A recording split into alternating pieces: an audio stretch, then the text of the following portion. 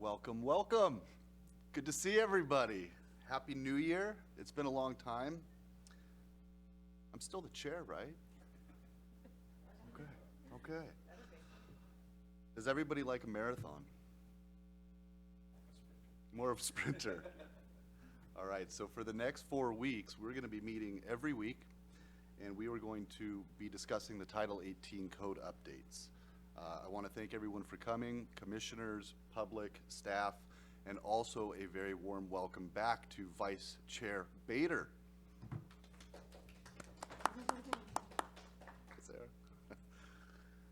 So we're going to begin with some boilerplate stuff, and then we will get into our discussion for this evening. I'd like to call the January 12th Planning Policy Commission to order, and it is currently 6:33 p.m. Tonight's meeting is a hybrid meeting. The Planning Policy Commission is in person, but staff or members of the public may be attending virtually or in person. It seems obvious, but we want to make it official. Kristen, do we have a quorum tonight? Yes, we do. Thank you. Our first item of business is to take action to approve the minutes for December 8th. Are there any corrections, concerns to the draft minutes provided in your agenda packets? Hearing none, the minutes are approved. And our next item of business is public comment for this evening. Some guidelines for public comment. Tonight's comments can be made in person or virtually.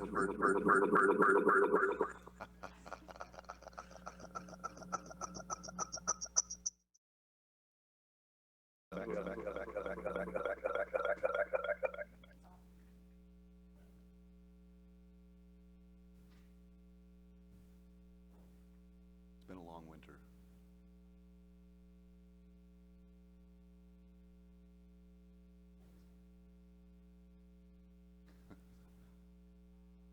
Testing.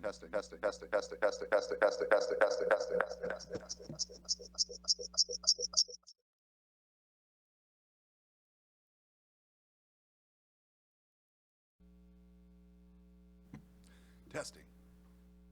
All right, I think we got it, Jared. All right, well, that was fun. For all who would like to speak during the public comments, we ask that you would please speak clearly and pause frequently.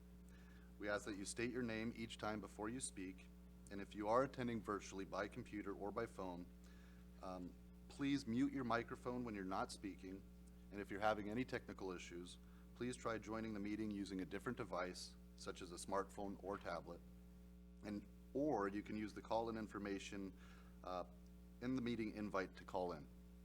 Public comments, they are important. They help us in coming to the decisions that we make. We take them seriously, and they are factored in. Comments may be general or related to the topics that we are discussing tonight, and we do please ask that you keep them to 5 minutes or less. Jared, has anybody signed up this evening to make public comments? No one has signed up in the room to speak, but I will allow a few seconds for attendees online to raise their hand to indicate if they'd like to speak. And there is one person here who desires to speak. Two. Okay, great. Do you want to do computer first? Okay.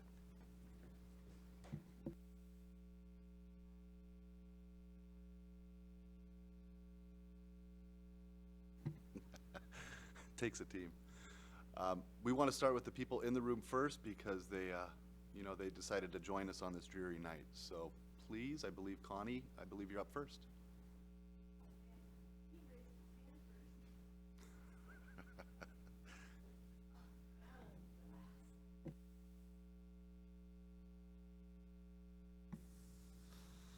Hi, my name is Connie Marsh. I live on Squawk, and as you've noticed, I've been crawling through Title 18 multiple times. I think I've done 3 so far, and so here's my conclusion. In case you all didn't read it all, most of the intent seems to be getting really close to being agreed upon, conceptually, right? And then I read the language, and then I is, does the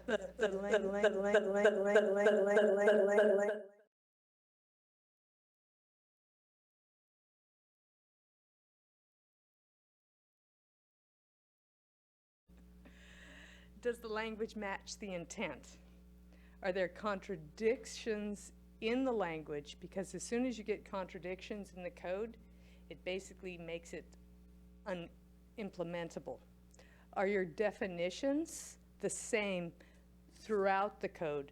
Because little tiny words can make a huge difference. And for example, the term open space, which is defined, is used, I'm estimating about 20 times in this code in about 20 different ways, which means it's a word with very little meaning and it's hard to implement. So as this is a super, super, super important product, I'm just going to stand here and ask you all to read the code in that sort of a detail and read it with the words in mind and with the flow. If I was doing a project, would I be able to understand the pathway that I would need to take? And then would I be able to understand the words enough to know what I needed to do and at what point in time? And when I read the code, there are several sections that are just well and truly broken, right? They need a rework. There are other places that are very close, but it's the language issues. Now, me, who am I? I'm just this person who lives on Squawk who is like really happy that Santa gave me code for Christmas, right? These guys are trying to do it, but they're sort of the code is cut into different people writing different pieces. Right now, it does not come through in a uniform tone or language. And I don't think you're gonna get the results that you intend to get with the code as it stands. Anything you all can do at midnight or whenever to help with those details will help our city long-term protect our environment and also our developers to build more easily, because someone will actually understand what the language means and everything won't be a 3-hour meeting to know what that word really means. So you know what I thought. I've sent a lot out. I'll say more and more with different meetings, but that is me, pleading and begging for you to really take this seriously and do some seriously hard work. And maybe you'll love code as much as I do in the end. Woo, thank you.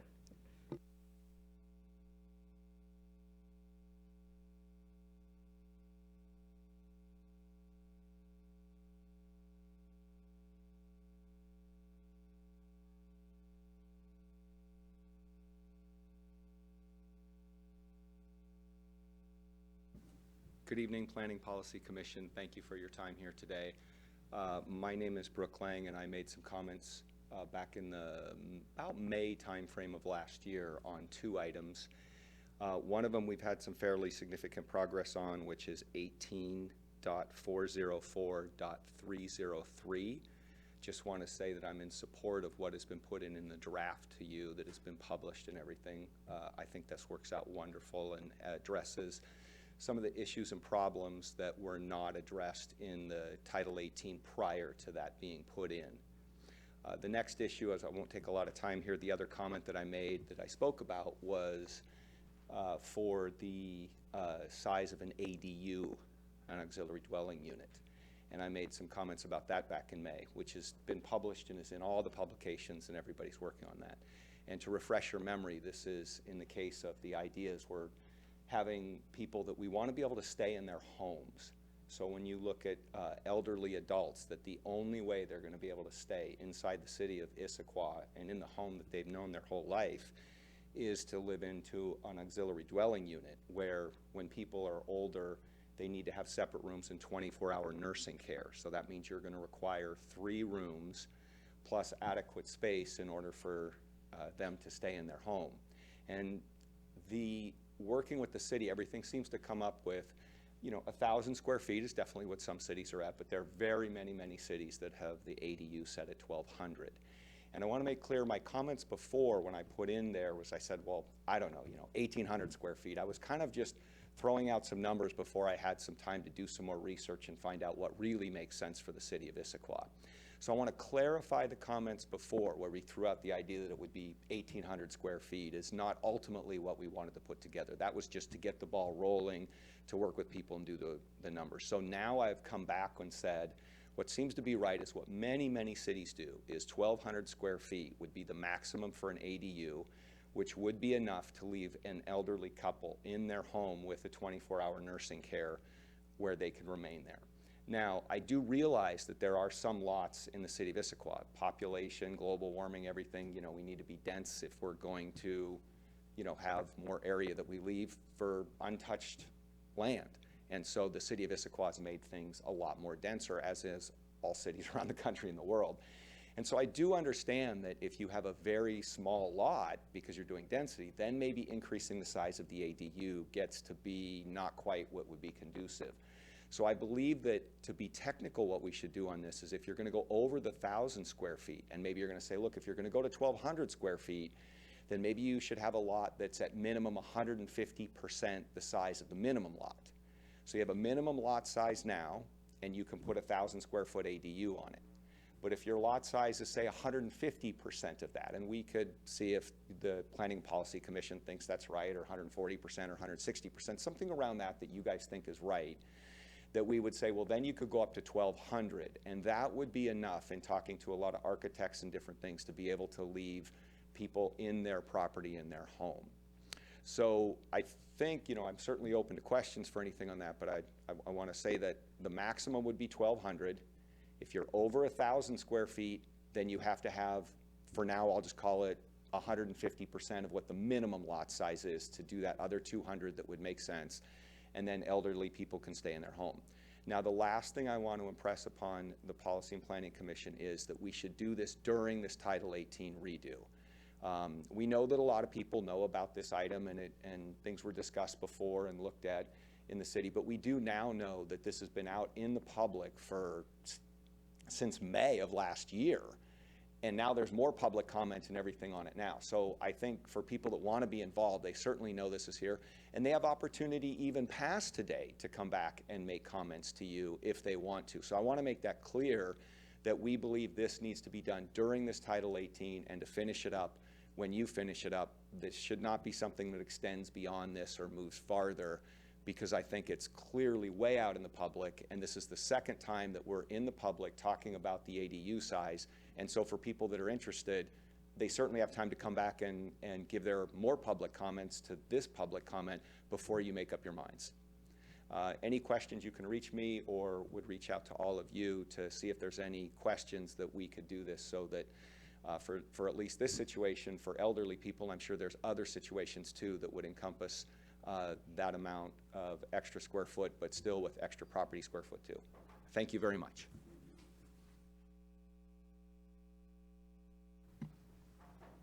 Thank you both. Jared, do we have anyone else that would like to make a public comment this evening? No one has indicated that they would like to speak online at this time. Okay, thank you. We're going to move on to our regular business tonight, and we are going to begin our discussion as far as the Title 18 consolidated draft. This is phase 3 of the Title 18 update. You may recall we've been discussing the draft in 6 different buckets to more easily break down and dissect the code in pieces. During phase 1, the staff and consultant team worked with planning policy and other boards and commissions to identify gaps where Title 18 falls short of achieving the city's adopted long-term visions, best practices, or state law. For phase 2 of the project, the team held a series of meetings with the Planning Policy Commission and other relevant boards and commissions to discuss the potential policy changes. These discussions were each followed by a meeting with the Planning, Development, and Environmental Council committees to receive final direction. Now we're on to phase 3, which compiles all the works we've done so far. This includes follow-up edits by staff, additional consultant analysis, and a code testing process, which resulted in additional edits. Tonight is our first look at Title 18 in its entirety. We will be asking clarifying questions about the draft, reviewing as well as making discussion, tonight we are not looking to make decisions. This is about critiquing, criticizing, possibly adding, pulling away, but we're not actually looking to deliberate on the policy questions that we'll be looking at. Staff's going to guide us through, and we're going to begin with a presentation just as far as the next 3 meetings and what we have to look forward to. So I believe I'm passing that off to Minnie. Good evening, Commissioners. It seems like in the chat there is some issue with the audio for folks that are attending online, that they're not able to hear, or it's coming out choppy. I don't know, did we do a test? Yes, we are working on it at this time, trying to resolve the issue. Okay, should we proceed, or should we wait for the issue to be resolved so they can participate? We believe we should proceed. How long do you think it'll take to fix the issue?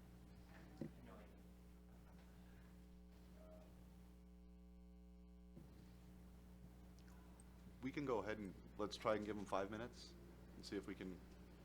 Figure it out? Let's give them 5 minutes. Anyone wants to take a break? So we'll go offline for about 5 minutes. Yeah, we also have our City Attorney, Rachel Turpin, attending virtually as well, so just wanted Okay. to everyone to know.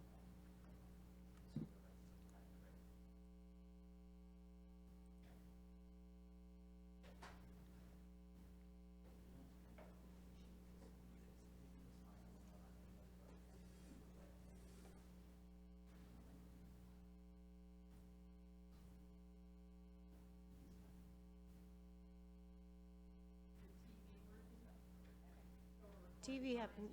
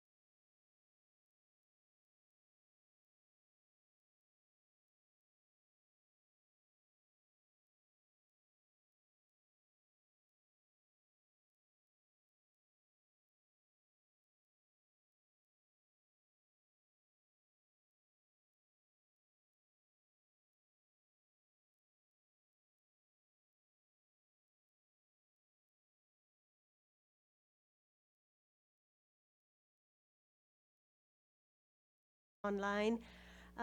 We have a small presentation. I'm just going to go through it. And let me share my screen here and make sure everyone can see. Okay, great. So tonight, we're here after almost 2 years of having worked through the big land use code update, very important project for the city. We want to walk you through the history a little bit, but more of what's in front of you and some process and procedures. So we wanted to have a chance for all of you to have an opportunity to talk amongst yourselves, tell us what you think, and before you get into the public hearings for the consolidated draft. So the purpose of the meeting tonight is really to give you an overview of Title 18. We've given you the link to the entire consolidated code and the Shoreline Master Program. We'll go over the public hearing process, what will it look like in the upcoming 3 meetings. We'll also introduce the policy questions that we've laid out in your packet before and answer any questions you might have for those. We don't expect you to deliberate on those policy questions at this time, but we wanted to just introduce them and get you thinking about as you read the 700-page document. So you can ask us questions about the code, about Shoreline Master Program. You can ask us about the process or about the policy questions. So for the new members that were not with us from the very beginning, and for the members that have lived through it, we divided the whole code update into 3 different phases. The first one was the gaps analysis, what we called, and it was really at a high level looking at the scope of the work, scope of the project, and coming up with where are the missing pieces that we need to fix, where we fell short in terms of state law, aligning with the city's policies, where were the missing pieces in the code that needed to be addressed. And we divided it based on topics. So we had 26 total commission board meetings. We had 4 meetings with the council members. Then we launched into our phase 2, which was really the draft, when we released the draft code for each of the 6 buckets. So for the 6 different topic areas, for lack of a better word, natural environment, landscaping, zoning and uses, development standards, and process and procedures. So all of those were the topic areas that had a lot of stuff under each one of them. We had a draft code and you all held a public hearing on that. There were 25 commission board meetings, 10 meetings with the council members, and we also had 12 additional public meetings. And now we're at phase 3. We have consolidated all that input that we got from the community and from the boards and commissions and from the council committee into this consolidated draft. Minnie? Yeah. Do you mind if I interrupt you for one moment? Sure. So unfortunately, we thought we fixed our technical issues. We are still not able to broadcast over WebEx. So I do ask Vice Chair Bader or anyone in the public that's having problems with their audio, please join us on YouTube or ICTV if you have Comcast or Xfinity. And for those who would like to be, I guess this is really directed just to Vice Chair Bader. Vice Chair Bader, if you would like to comment when we get to the part of the process where planning policy speaks up, please feel free to call in. Here is the number. The number is 206-207-1700. And the access code is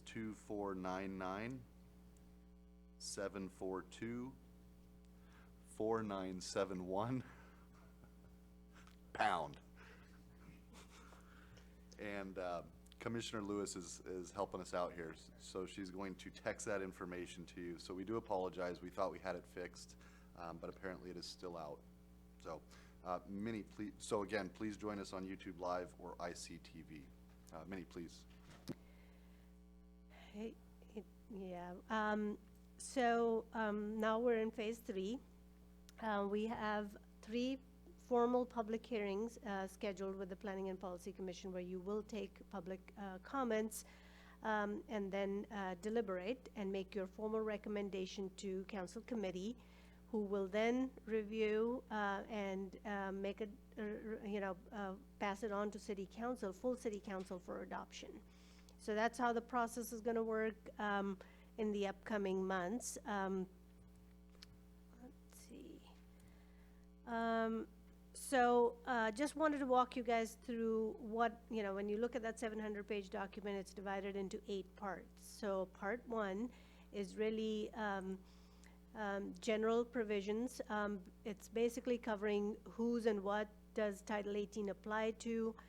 There's a chapter about comprehensive plan and land use code amendment process. So, when anyone can petition, or the city itself has its own rules to follow when you have a comprehensive plan amendment, which is supposed to be looked at holistically. It's your 20-year vision and planning document for the city, accommodating growth for next 20 years, making sure that there is enough capacity for transportation, infrastructure, and other things. So, but also, what is important to Issaquah? Is it environmental protection? Is it historic preservation? Whatever, is captured in that comprehensive plan from a policy document. But Title 18 establishes a process for how to amend it and all that. Then we have a lengthy chapter about definitions. You heard about public comments on the definitions, but they if we're non-defined terms and such, we have definitions. When it's a common term, we've kind of cleaned up this section. We've consolidated all the definitions from 5 different documents into one location here. We've deleted unnecessary definitions, and we have intermingled regulations under the definitions section, so we've moved that into actual regulation section. And as far as the land use process goes, we've clarified the process when anyone can seek an amendment to a comp plan or a land use code. So that's part 1. Part 2 captures the procedures. So this is where we have some highlights of things we've done here. Is we used to have a lot of process and procedures, and they were inconsistent. It had organically grown over a period of time. We had separate documents done for Central Issaquah. There were different ones for Talus and Highlands. So this is our attempt at creating procedures that are consistent and clear for all of the different land use permits, how to apply them, what's involved, and how different aspects of the development pop up. So some highlights of the changes here are, we have a new step-by-step process for permits. We used to have a multitude of community meetings. So now you have a new pre-application community meeting. It's consolidated. There was a lot of debate about who handles this type of pre-application community meeting. Is it the staff? Is it the development commission? And sometimes the project triggered both, and then who would sit through those? So all of that is cleaned up. We used to have administrative adjustment of standards sprinkled throughout. So a very broad criteria, but very vague and arbitrary. So instead of that, we have a more defined deviation process for a handful of things that should be looked at. And so we've given you that as a policy question of the list of deviations in the code. Is that all that we should consider under administrative deviations? And are you okay with the criteria? So you can look at that. We also used to have a table that mixed up whether it's a permitted use and what's the level of review. And it was very complicated and difficult to administer. And sometimes a use had a different standard. For instance, a daycare, it didn't matter if it was 5,000 square feet or 100,000 square feet. It was just one process, level of review. So instead of having it based on the use, it's now based on what's the actual development. And we had a lot of discussions about the threshold, what makes sense. We also went back to council, and then they asked us to go back to development commission, which we did.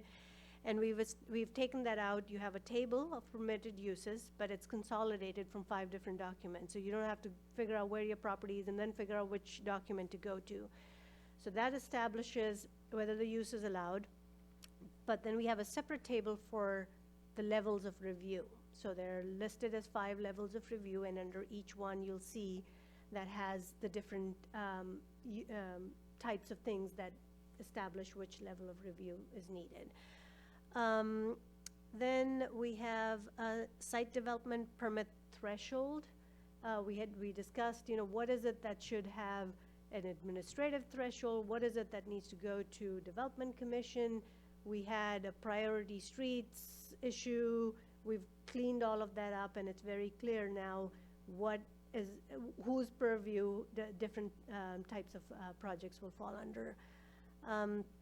We've also introduced a new technical review process, and a little background on that is, what we heard from the Development Commission was they're not the technical experts. When we put in all these very technical documents in front of them and asked them to approve those, they expressed some concern with that. They thought they bring value to the city, and in terms of building design, site design, getting community input and kind of resolving those things, but not necessarily a geotechnical report that has a very specific soil profile and so on and so forth.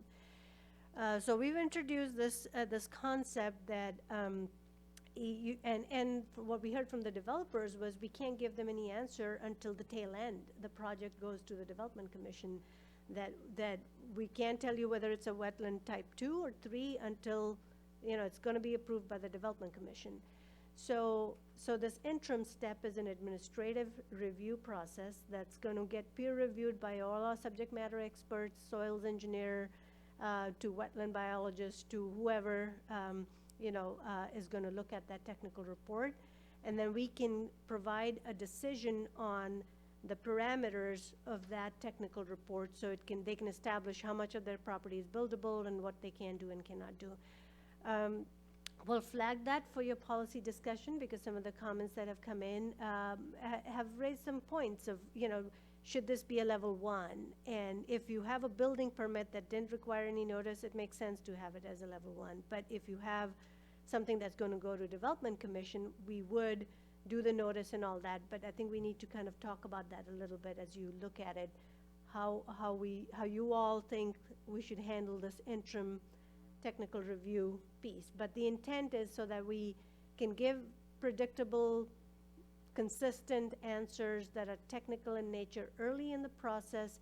There's still a procedural element to it, that we still take community feedback, and those are appealable, but then how do we capture them with the Development Commission review process?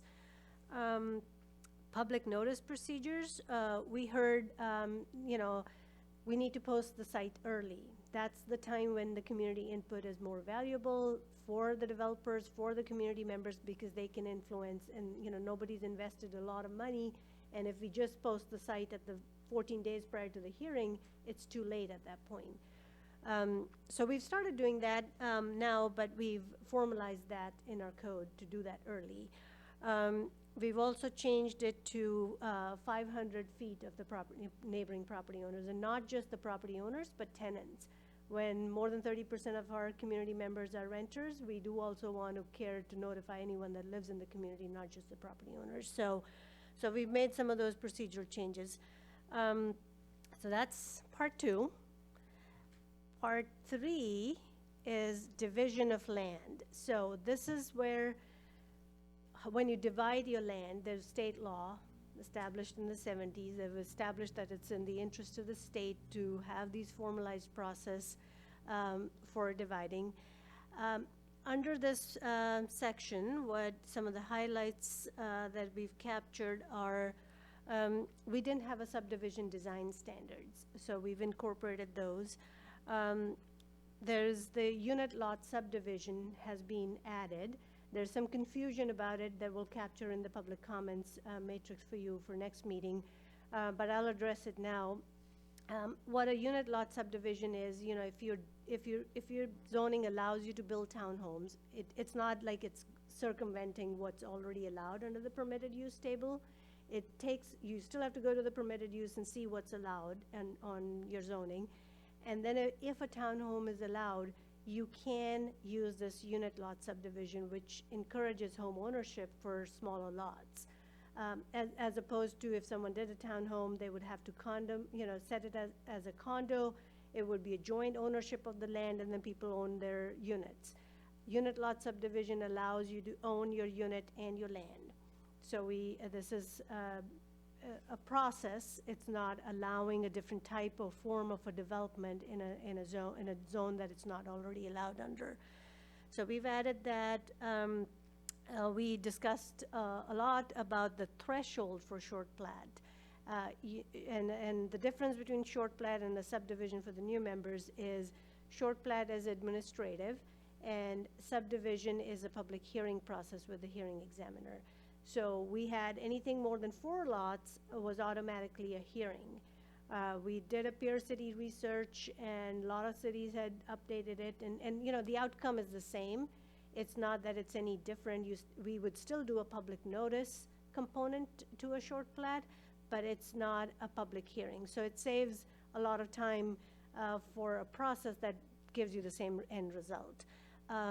So that threshold is now 9 lots instead of 4 lots. We've also clarified the application submittal requirements, at least for the subdivision portion. We've kind of set that in our code. This is what determines a complete application, so there's no debate about that.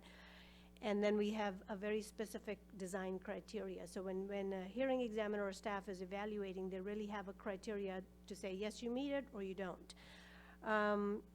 And then the extensions were all over the map. There's state law that limits how long things can go on.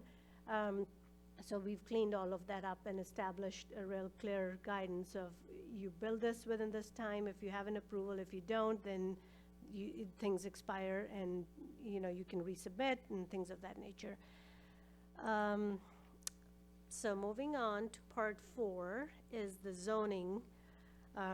And it really defines the character. So I think most of you already know this, but I'll just kind of go over what is the underlying zoning establishes, what are the uses allowed, what is the intent of that zoning, what uses can go in there, what will development look like within those zones, how tall, how wide, all of those developments. So, but that's your basic underlying premise that establishes some of those.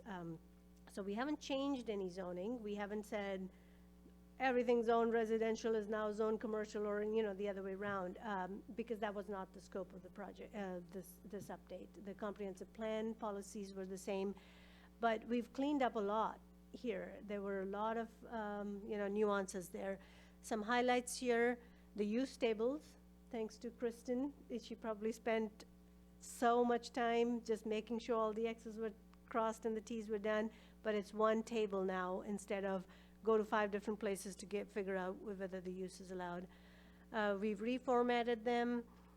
We've added the zone descriptions where they were missing, more clarification and graphics. So this was a consolidation cleanup part, so that was the focus in this particular part.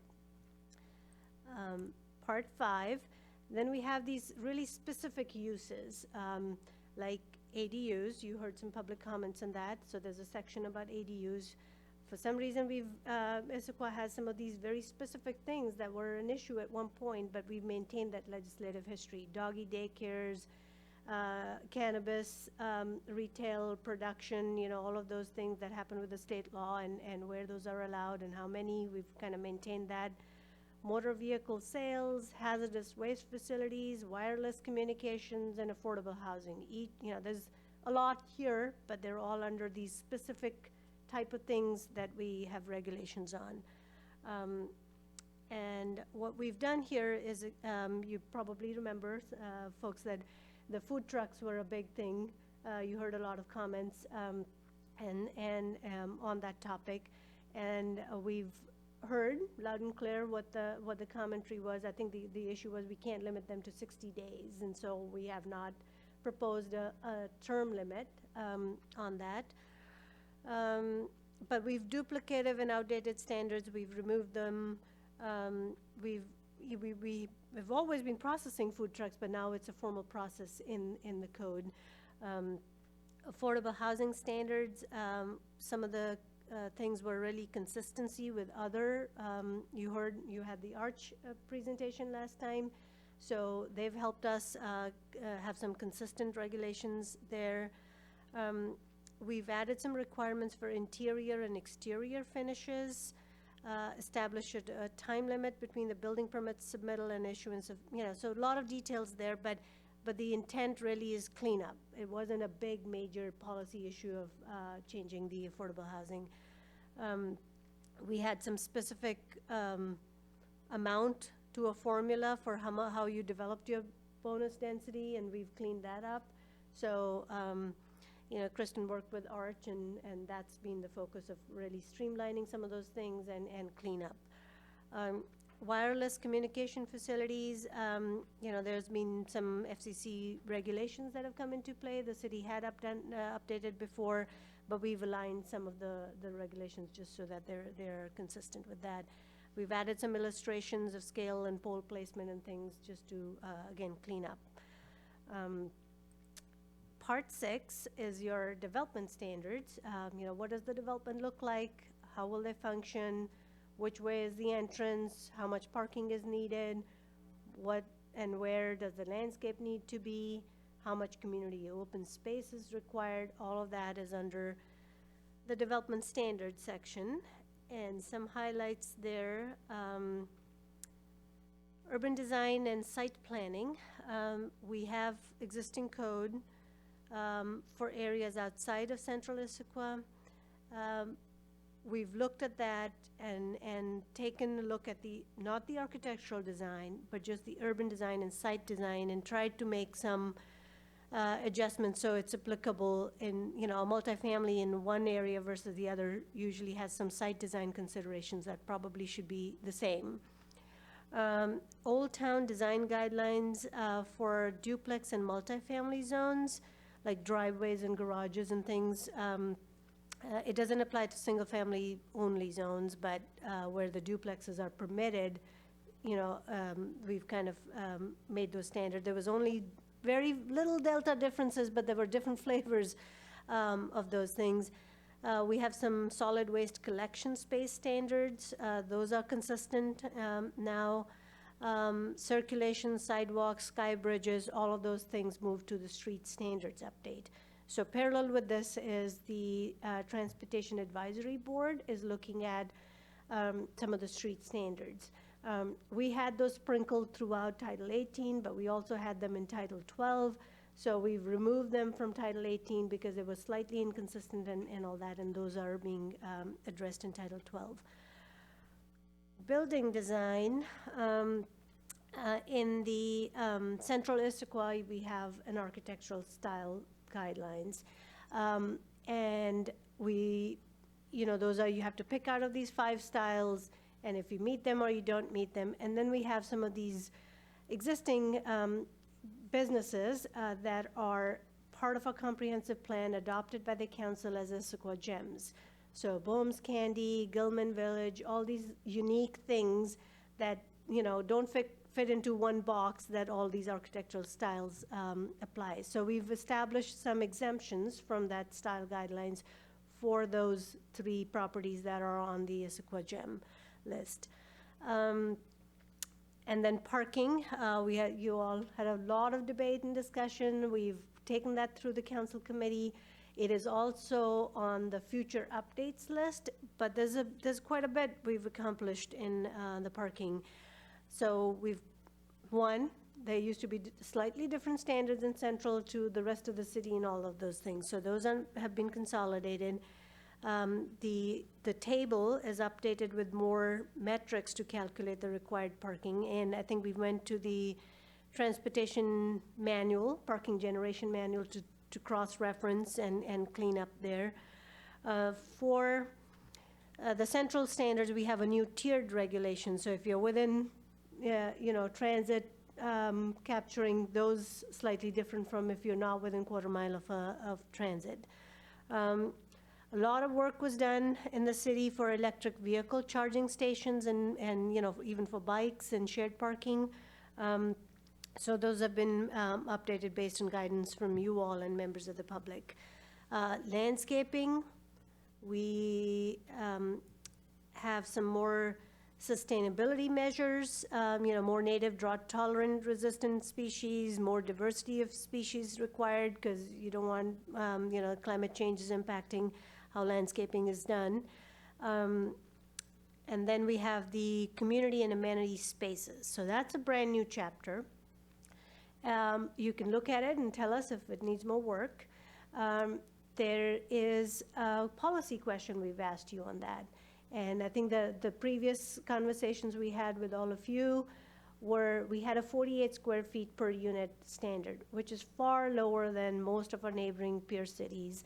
And someone, in a big apartment building, you could have a deck 4 by 8 by 6, and you could meet that requirement. So what we heard during the public comments was you need common amenity spaces that are more than 48 square feet. You probably should have a private open space that's 48 square feet, but common open space should be more. Then we heard a lot of things about maybe having sports fields and things like that, allowing those kind of uses for rooftop amenities, trying to be creative with what can, and as you develop a suburban scape in central to a more urban scape, be creative with how you incorporate those amenity spaces within your thing. So one of the policy questions, we'll get to it, is what is the right amount of open space, amenity space needed for that?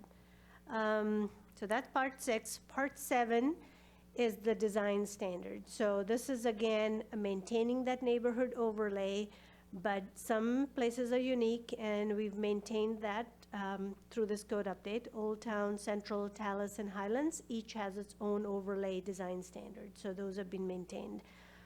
But they're in one place now. You don't have to go find it in 5 different documents if you're trying to figure that out. And the last part is the environment. A lot of time was spent talking about this section. And it does include the outdoor lighting, I think, or maybe the outdoor lighting is in the other one. I won't belabor the point, but there was a lot of changes that were made to the outdoor lighting section. The environment piece, so there's the State Environment Policy Act that's really looking at what are the adverse impacts to the environment if you do this. So we've aligned that with the state law. We've increased the thresholds there. I think you all asked about that. Anything over 4 units had to go through a State Environmental Policy Act review. They had to fill out a checklist, but the outcome was sort of the same. But it seemed like an onerous process with the same outcome. So we have increased that threshold similar to the short plat and maintained that consistency of anything over 9 units requires SEPA checklist to be filled out. So procedural changes, the exemptions and things like that in the critical areas code, wetlands, streams. For wetlands, we have aligned them with the Department of Ecology's best available science. For streams, we heard during our first round that we need to do more. So we did do a best available science evaluation on our fish-bearing streams, and the buffers recommended in that are 150 feet. So that's in your consolidated draft. Then we have the section fish and wildlife conservation areas. You'll see as part of the public comments that you get next time, there's still some confusion about if you have a wetland, those regulations apply. If you have a stream, those regulations apply. And is this fish and wildlife habitat conservation an overlay, or how do those interplay? And I think we can tweak some language and make that clear, but we can walk you through that if you want to.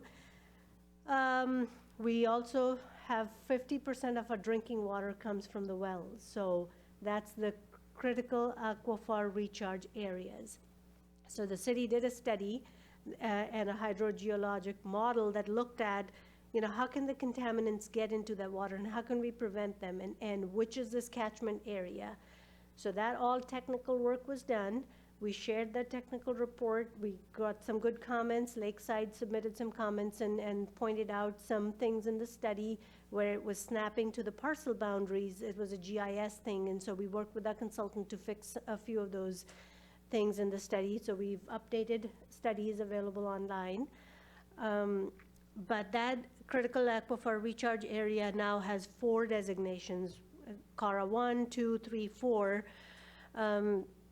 And then we have some, if you are in 1 and 2, which is the closest to your drinking water supply area, you have some prohibited uses. So if you already have those conforming uses, you can stay and you can expand. We're not penalizing you if you're there, but any new ones, new gas stations, probably not a good idea to put those tanks close to your water supplies. So, so there's some changes there.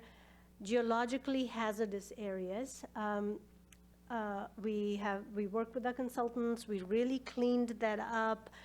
We have established coal mine hazards. There are coal mines all over the city, and we didn't have a buffer requirement. We would still do a study, but we didn't have a buffer. So we've put a buffer, and that's public safety. So the difference between your wetlands, streams as the ecological habitat, is sort of the goal there, versus for geological hazardous areas, it's the public safety drives some of those things. So you'll see that we have highlighted one of the policy questions on steep slopes. I think during the first round, we heard that a 40% slope that's 40 feet in vertical difference or 50 feet versus a 200 feet is a very different type of a sleep. Perhaps we should look at a sliding scale. We'll get into those specifics in a little bit. So that's environment. And then separate from Title 18, we have Shoreline Master Program. So in your packet for next time, we've included a summary of changes in the SMP, but it's really, the city did this update in 2019. So we're not changing your designations or anything in the shoreline, but we are attaching the new critical areas code as an appendix. There's new dock lighting standards in there, and that was an ask from our council because lighting has detrimental effects to aquatic life. So we've included those in the Shoreline Master Program. So that's sort of a summary of all that's, high level at 50,000 feet level of all the different 8 parts and some highlights of the changes. So now we'll talk about what's coming up in terms of schedule for you all. So next Thursday is a public hearing, so is January 26th, and so is February 2nd. We think what we can do is you can take the public comments on each of those nights for anything that anyone wants to speak, but then you have a discussion the first night on parts 1 through 4, and maybe SMP, but maybe SMP can go to parts 5 and 8. You can determine which, what makes sense for you. SMP is a little bit connected with critical areas, so perhaps the second night makes more sense. And then on February 2nd is when you will really have a full deliberation and make a motion to pass on your formal recommendation to council. What will a public hearing process on each of these nights look like? We can capture staff presentation based on what you think may be helpful for you. Let us know. You can ask clarifying questions, you get your public comments, and then you deliberate. But no formal action until February 2nd. So you can have a discussion among yourself if, and tell us how you want. Does this work, not work, and what would you like to see differently? I can pause here and before we get into the policy questions if you want.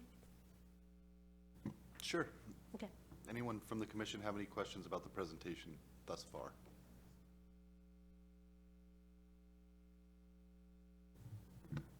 Thank you for that presentation, Minnie. I have a question that has a little bit to do with user experience. I kind of want to keep everything a little bit broad and kind of wait for some of the nitty-gritty when we're actually in it. So we've talked a lot, especially we had fantastic contributions from the Development Commission about this, and really about how we use code, right? And changing how we've kind of adjusting to a more modern life. An example could be, I know we suggested using tags on notice boards. I don't see anything about that in the code right now, about how we're actually making it easier to have a user interface for both the public as well as when you're actually in it and using the code. So we had a great public comment that pointed out how flowcharts had been previously used and are gone now. And it's a micro example, I think, of how as we go through the code, it's a fantastic thing to say, how do you actually use this code? How do we actually have an easy user interface? And in earlier discussions, there was this comment about, we're not there yet, we gotta write it and see how it goes. But reading it as I'm reading it, I'm not seeing anything that would indicate, for instance, here's this easy link that takes me, once I'm in it, of I'm in this tier, so then here's the easy access link of me being able to see, right, without just going through page by page by page. And I didn't see anything in our packet that actually addresses how we made our code easier to use, right? Not just the language. Do we have any updates on kind of? Yeah, so, you know, there is this company called Code Publishing that does it for all the municipal governments. It's a matter of what is the appropriate time to give it to them. So when all the substantive changes and the review is done, the idea is when you formalize your recommendation that we would have them look for it. They do a bunch of things. They look for references if that's incorrect and not incorrect. You can go to City of Redmond's webpage, and I think council members are on it. You hover over it, there's a hyperlink that takes you to a definition. If it's a defined term, they'll do it. They'll put it all out in that form. But if you make changes, then you go back to them. And so I think in working with our city clerk, we've determined that the right time to do that would be after you formalize your recommendation, that we would send it off to them. It will take them a month or two to kind of put it all together. But then your second part about, you know, how do we help the applicant? So that's going to be the implementation phase of this thing rolling out, a brand new website that has all this explanation and handouts and things like that. You can't oversimplify your code because the intent, you know, it's a complex document for a reason, and land use regulations are complex because you're trying to prevent someone from abusing it, you're trying to meet the policy guidance, so you have to walk that fine line in terms of your language and all that. You can't just say you can build, you know, so not to say it's perfect, but given the scale and scope of this project and consolidation, our plan is to do the implementation and get all of those, you know, flow charts. The flow charts currently in the code don't match the text language, so it doesn't make sense to have both, because then if you make one change here and there, but we do intend to roll that out, but it'll be during the implementation phase of after, you know, we get to the substantive part of the code update. Will this commission get an opportunity later on in our agenda, once it gets to that phase, to be able to interact with it again? Absolutely, yeah, we can Thank you. certainly bring it back. Any other, no other questions from the commission as far as the presentation? Thank you, Minnie, that was fantastic. So, how do we want to go about the policy questions? Do we want to we'll just start with one and work our way down? Sure, I Okay. can introduce one, and then we can pause if you want to have a discussion about it before we move to the next one. Sure, let's facilitate that, and again, I think to the staff's point, really what we're looking for is critique, pulling, pushing, adding, but again, not necessarily deliberating on the actual point being made. So that's the idea, to make these questions stronger, better. Again, we can add to it, it's perfectly fine to try and strengthen them, but that, I think, is the goal for tonight. So, yeah, we can start with question one, and I'll let you facilitate this, Minnie. You did such a great job. So, you know, I mean, I think it's a fair question, why just these 6 questions, right? So this was our attempt at what we heard from public, from you all, from the Planning and Policy Commission, and we went back and did some more substantive work, but we wanted to highlight for you to say, okay, well, did we hit the mark? Is it okay? And do you want us to go back and do some more work on this? So, or something that came through legal review and it was, you know, we haven't had a chance to talk to you all about. So the first one, site-specific rezones, what's the process and what's the criteria? We've had a lot of discussion. You all had you know, an actual example that you ran through at the end of last year, where you were making a recommendation to council on a site-specific rezone.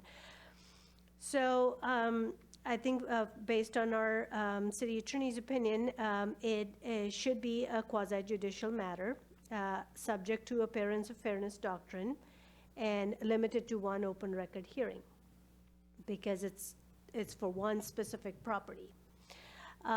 So some of the options for you all to consider is, number one, is that the hearing examiner, who is usually a legal person that makes a recommendation to city council, and hearing examiner holds the open public record hearing, hears from everyone, creates the record, and then city council has all of that record. They can't actually talk to the community members directly because they're barred by appearance of fairness doctrine and the limit of one open record hearing, but they would make the final decision on it.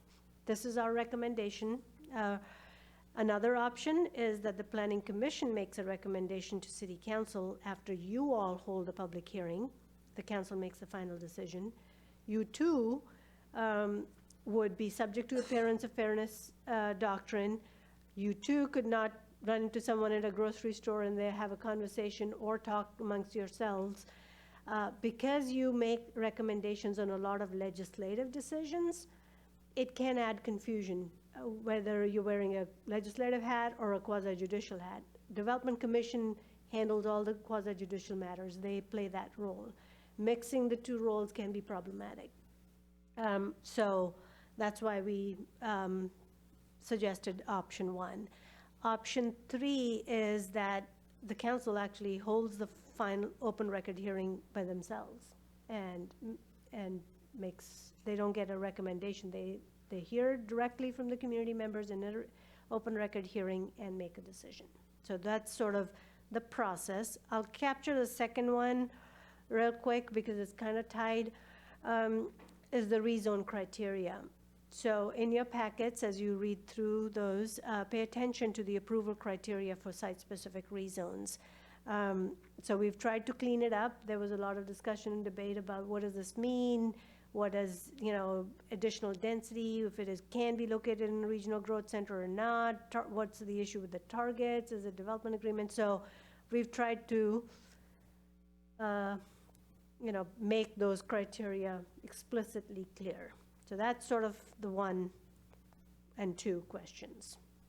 I can stop here if you want to have any questions for us or. All right, we'll open it up. Commissioner Milligan. Great, thank you. Thanks, Commissioner Dollywall. So in the case, and this is just setting the stage kind of question, in the case of the first policy question, there is the recommendation is how it is in the draft, if I'm remembering correctly. That's correct. Okay, and then in the second one about the criteria,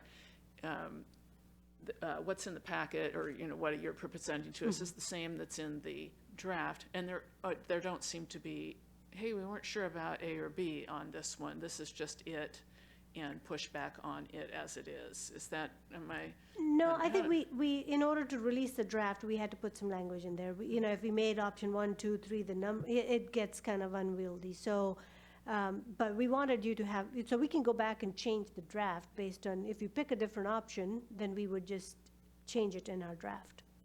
Yeah. And then the range of possibilities for the approval criteria. What do you imagine, how do you imagine we would participate with that list, given, like the legal limitations, or, how can we participate with reviewing that list? Yeah, I think you bring the value of your lived experience in the city, and so that's where you bring, your expertise of what makes sense. So you would put the filter of, if I was living next to this property and someone asked for a rezone, and what would that mean, and is this criteria going to satisfy? So if you want additional criteria to be added, if you think some criteria should come off, you can make a recommendation. Obviously, we are going to have our city attorney attend all our planning and policy hearings. So if you have direct questions for them, we want to make sure that you have the same support as council does. So, yeah. Anyone else like to comment? Commissioner Patterson. So my experience with, in particular, question 1 is our recent specific site rezone conversation that we had a couple months ago. Looking at option one, where that process would run more through the hearing examiner, what vehicle or meeting would that take place in for the public discussion? It would be a public hearing, so the notification to surrounding property owners, publication in the newspaper, on the site, on, on all of those notice requirements we would get the word out. The people would make comments either through writing, email, or come in terms of a hearing, probably here with the hearing examiner. Okay, so that'd be at the same time as like a council meeting, or? No, that would be before Okay. the council meeting. So then the hearing examiner will create a report with all the exhibits attached for any comments that, they receive, and pass on to city council. So then we would put it on a formal city council meeting agenda packet Got for it. them to discuss. And then in between steps, obviously the hearing examiner would make the recommendation. Would there be any potential opportunity for the PPC to make any kind of just comments, not necessarily recommendations on the recommendation prior to it going to council? So a two-step recommendation? I guess technically, yeah, it would be. Good question.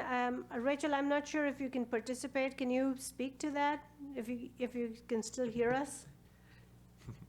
She is watching right. Oh, I can hear partially. Can you repeat the question? It cut out. Yeah, I can try and repeat the question. So in terms of who makes the decision on site-specific rezones, so our first option was the hearing examiner holds an open record hearing and goes to the city council. The question is, after the hearing examiner holds the open record hearing, can we bring that to PPC and have them weigh in before it goes to city council? We could. We could do that. Yeah. You mind if I jump in? I think what I'm wondering is one of the reasons that we're trying to figure out the tiers right now, if I don't mind going through the hypothetical, is that we only need one space to have a public hearing. The curious thing is to inject a third tier and to say that then when council's making their decision, there would be, in theory, see the hearing examiner, the public comments, as well as then your board of advisors, effectively, who are supposedly in tune with code and with policies for the city, also then weighing in on the site. Yeah, it adds a level of confusion for people. The surrounding community members won't know who's the actual authority and so it adds some complexity that doesn't, could be problematic. You, again, wouldn't, we have public comment at every PPC meeting, but technically you can't have a public hearing, but we don't control what people say at a public comment. So it can add complexity. But it could also to the add something process. dynamic to the council being able to make their decision. I mean, with that complexity also comes maybe a richer understanding from having more voices in on the conversation. In this three-tiered hypothetical. Yeah, I think that's kind of where the foundation of my question came from, is the idea that from the process we had recently done, I found a lot of value in the discussion and conversation that occurred between the panel of advisors, being the PPC. And in this case, I also understand the idea of the hearing examiner being kind of the authority in a quasi-judicial manner.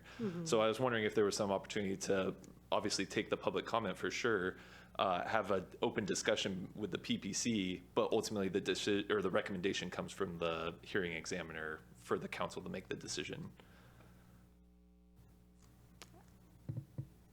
We can look into that, and I don't know, Rachel, you heard part of it?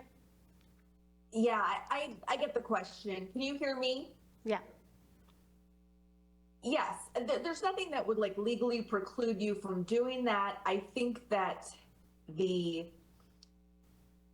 reason that we are recommending the hearing examiner process is that for site-specific rezones, the purpose is to draft a code that has very specific criteria that really aren't discretionary, and to have a hearing examiner make a decision based on whether or not you meet the criteria or whether the applicant meets the criteria.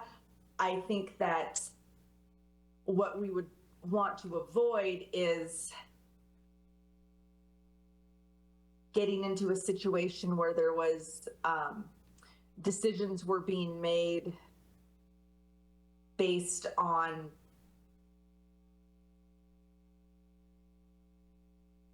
issues that were outside of that criteria.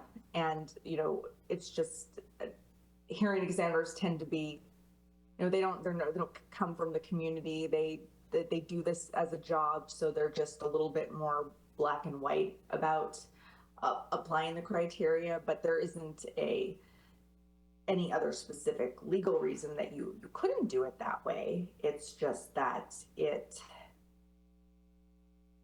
with quasi-judicial matters, I think it's just best practice to kind of leave it up to an expert to apply those criteria.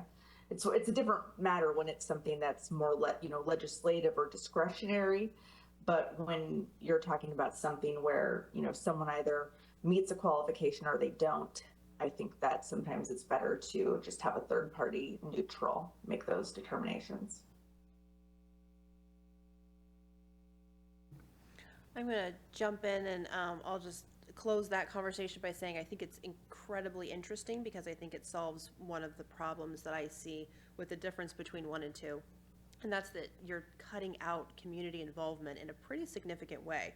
We as a community and as a commission asked for more community involvement. Right now I see the recommendation reading, we're going to have an additional cost, either that needs to be passed on to the applicant or taken on by the taxpayer to have the hearing examiner, right? Right now, us up here, we take on that cost, right? We're a volunteer board. So to have the hearing examiner, who is not a part of the community, to be the one advising the council, I see as being a very different vibe than what we had originally talked about over the last couple years. I also see right now an issue with saying that Planning Policy Commission is not capable of wearing multiple hats. It sounds to me like it's an hour training, speaking as somebody who has served formerly on the UVDC, who had to wear a quasi-judicial hat. It's not an impossible thing to ask our board members to be able to be held to that standard.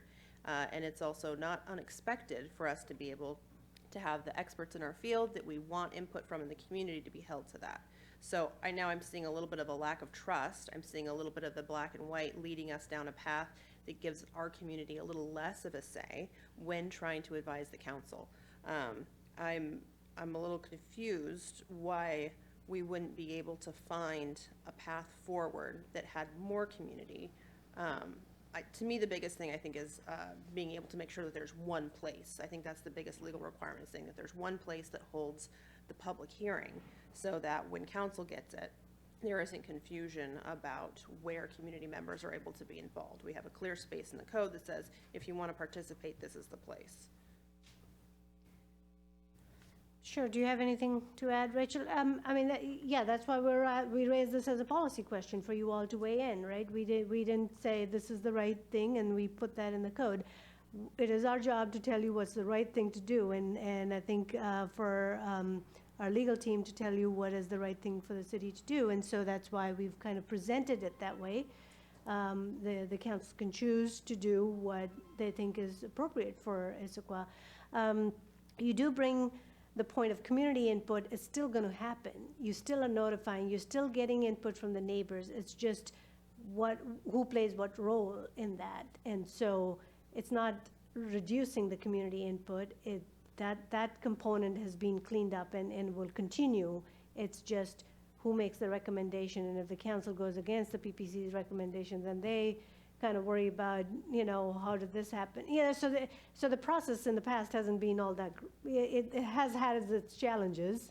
Sure, but that is the element of, your citizen boards are a part of the process for that very purpose. It's another way of bringing in your community. Sure. So right now, by having a hearing examiner who's outside of the community and somebody who needs to incur that cost is Is it a completely different direction to go, is what I'm trying to point out. I'm not saying one is right or wrong. I Yeah, just think that no, there are. it's a fair question, and so I think the value for is in terms of getting the criteria right. So that's why we want you all to stay at a policy level and make sure that things don't fall through the crack with the hearing examiner or with counsel, that we have the right evaluation mechanism when these things happen. And they shouldn't happen when you do a comprehensive plan and you establish this is what we want the city to be at a policy level.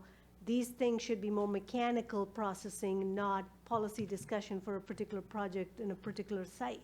So there's a difference between those two layers, and it hasn't been clean in the past, and so we're just trying to make it clear. Yes, Commissioner Altamore. Thank you. This is a new commissioner question, so the answer might be obvious. But you mentioned that the Development Commission does do the quasi-judicial. Is there a reason why this decision wouldn't fall under their purview, since they already play that role? If council choose to delegate the rezone for authority to Development Commission, they can. But their focus is when you are developing this, where's your access, where, so their training and evaluation is on a development site in a project, not so much on what's allowed here, which is more of your purview. Thank you. Right, and again, like I said, we want to take these questions apart, but we don't want to deliberate them. We're all going to have the opportunity to say we like it, we don't. Tonight, we're just trying to make these questions better. So, moving forward. Yeah, Commissioner Milligan. Thank you, Chair. To amplify what you just said, I'm tempted to jump in and say how I think about these things, but one of the things you might be looking for from us is, have you given us enough options to choose from? Do we want another option? And so when we get back together and we're deliberating these, we can talk about it, given the set of circumstances that we think would serve us better. I don't have another one. I'm just saying, if anybody has another one, it seems like now would be the time to say, hey, I think we need a couple more options. Or maybe is this something that we could think about and reach out to the staff between meetings for consideration? Right, and I think to Commissioner Lewis and Commissioner Patterson, if that is an option that you guys would like to see as possibly a third tier, then let's make it an option. But like I said, tonight we're not looking to deliberate. We still have about 6 more questions to go through. We want to pull these apart. On question 2, I was curious if there was a reason or if we were able to have language that specifically talks about approval criteria having to do being in conflict with our policy. So to give a wild example, let's say an applicant has a treed lot and he is wanting to build on that treed lot, but Issaquah has a tree policy, right? And so it says, hey, we need to increase it and this is going to impact it. And that would be a reason to be able to deny the applicant's criteria. If we had language in here that specifically said a rezone is not warranted if it is in conflict with one of our policies, right? Right now we have it, we're talking about things that we don't actually ever mention how it may come into alignment with our long-term strategic planning, or is that able to be put into approval criteria? I know it's something we've come across in our work because we're more tuned into it. Is that language possible or left out on purpose? Sure, I mean, I think the more specific you can be, the better. Just to say you need to be consistent with this 700-page document, you can make it like that, but what's the staff report like that going to look like? Which is the criteria? So you want to be more specific about land use development and permitted uses, and so that's what you're getting with your rezone is what can go in there compared to.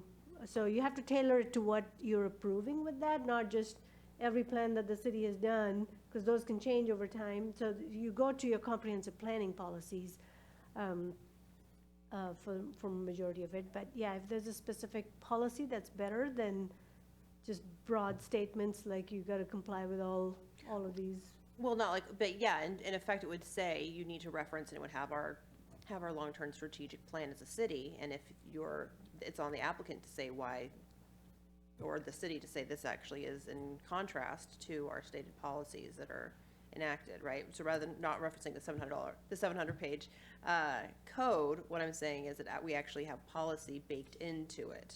Is that a possibility? You know, Rachel can weigh in. My opinion would be that you probably want to be what specific policy you're kind of interested in. And those strategic plan is a 5-year term kind of a thing, that strategically we want to get this is the budgeting process, this is your comprehensive planning process, but strategically we want to get here in 5 years. That's what your strategic plan is. And how does that tie in into a rezone? You know, unless you give me an example of which specific policy should we consider, it can become vague. Okay. Yeah.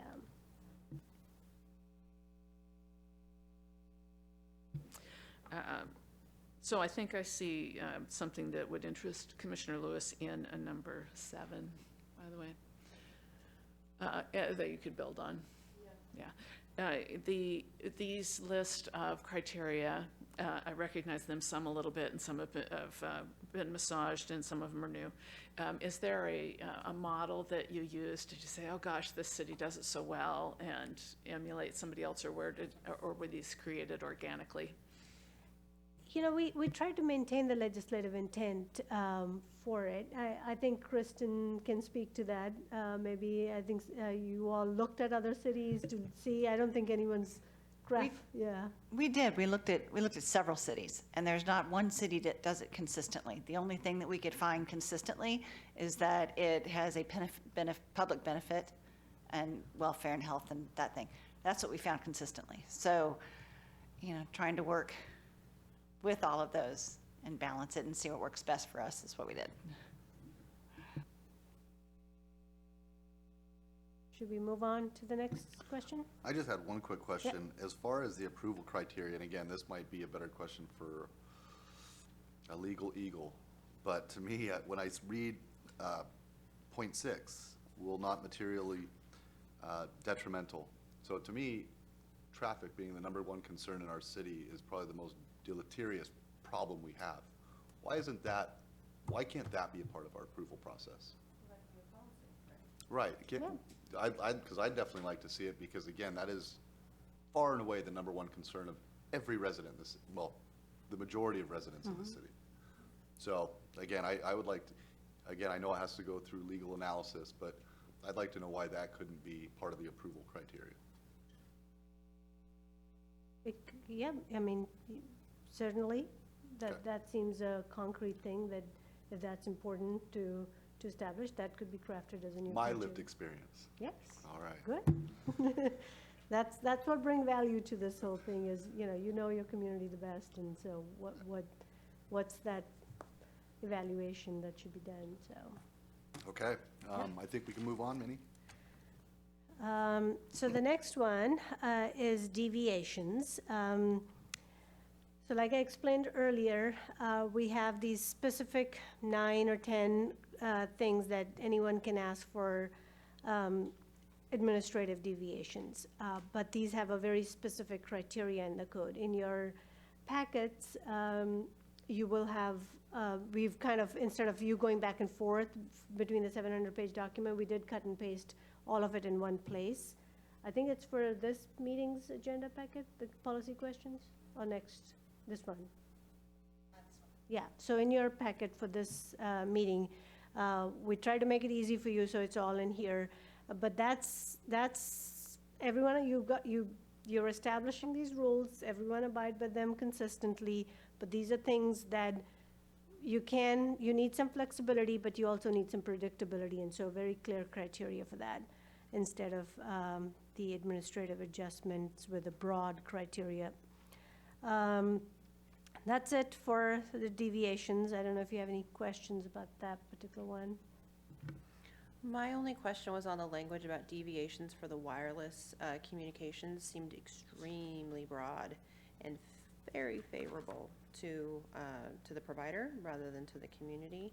And I was wondering if we could add language that said that effectively, again, for this specific thing, because again, it was me reading the language and remembering conversations that the community has had regarding this, is that when noticed neighbors have no issues, right? So we would put in a requirement that when changing any kind of equipment, that anyone impacted within the area that the city decides is noticed, and they have and if nobody has any trouble, then it can be moved ahead with the deviation.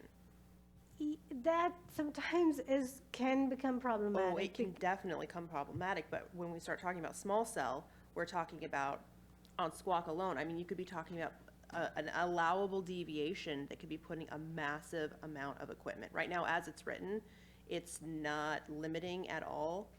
It precludes public comment. I see it as being dangerous as written right now. So my suggestion is onerous, but I think is we need to find another way to come at this specific part of the deviations. Yeah, my recommendation would be if you're not comfortable with that, then you should say you shouldn't give a deviation for that, as opposed to maybe you can get it if your neighbors don't complain about it, and then we get one letter that complains about it, and then we can, well, you can't really give it to you, right? So that doesn't serve anyone any good. Okay. I'll just say it's a flag for me right now. Okay. On the deviations. Okay. Commissioners? All right. Please continue. So the next question is the outdoor amenity space. So this is one we have, you all asked us, what is it, can we keep the private open spaces from outdoor amenity spaces, and what's the right size? So we did a peer city research and shared all that information with you previously. But our recommendation is to increase the outdoor amenity space to 100 square feet per unit. But we've given you some options. You could keep the existing requirements. You could change it to 100, or you have your third option, make it 200. For Highlands and Talus, our existing code has 250 square feet of new park development per unit. So we've maintained that in your draft for Talus and Highlands is 250. But for Central, we had 48, so that would go up to 100. But that's Central- not out of line with, Bottle and Kirkland asked for 200, and some other cities. In more downtown areas, you have a little bit less open space, but this creates the community. And this is for, residential, and then you have your plazas and other things for commercial uses. But this is all in that chapter of community and open space that if you read it and you have feedback on how to reorganize it or anything, where we can certainly address that. But this question gets to the amount. Right, and just for a little bit of context, Central Issaquah is where we are hoping to put a lot of our growth in the future. So Yeah. I think that's all I had to add. Question, and this is just the minimum, right? Correct. The developers have the option, like in Issaquah Highlands, to have a larger space essentially. Okay. Yeah, that was done through a master planned community. Yes. A slightly different tool. This would be on one project, how much do you space do Per you create? project. Yeah. Yeah, okay.